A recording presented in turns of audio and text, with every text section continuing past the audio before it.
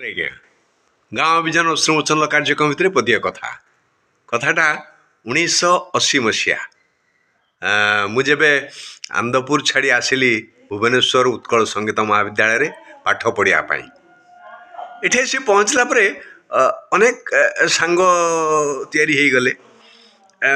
ସେଥିପାଇଁ ବଡ଼ ବଡ଼ ଜ୍ଞାନୀ ଗୁଣୀମାନେ କହିଛନ୍ତି ହଜାର ସାଙ୍ଗ ତିଆରି ହଉ ବରଂ କିନ୍ତୁ ଏମିତି ଜଣେ ସାଙ୍ଗ ତିଆରି ହେଉ ଯିଏ ହଜାର ସାଙ୍ଗ ହାତ ଛାଡ଼ି ଦେଇ ଚାଲିଗଲା ବେଳେ ତମ ହାତ ଧରି ଉଠେଇ ନେଉଥିବ।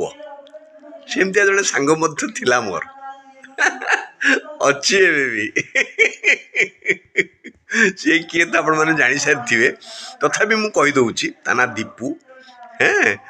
ତାରି ଡାକରାରେ ମୁଁ ପଳେଇ ଆସିଥିଲି ଗାଁରୁ ଭୁବନେଶ୍ୱର ନାଟକ ମହାବିଦ୍ୟାଳୟରେ ପାଠ ପଢ଼ିବି ବୋଲି।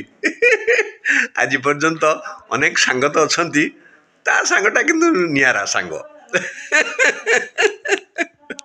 ତେଣୁ ସେମିତି ବି ଆପଣଙ୍କର ଅନେକ ସାଙ୍ଗ ଥିବେ, ତା ଭିତରୁ ଗୋଟିଏ ବାଛିକି ରଖିଥାନ୍ତୁ।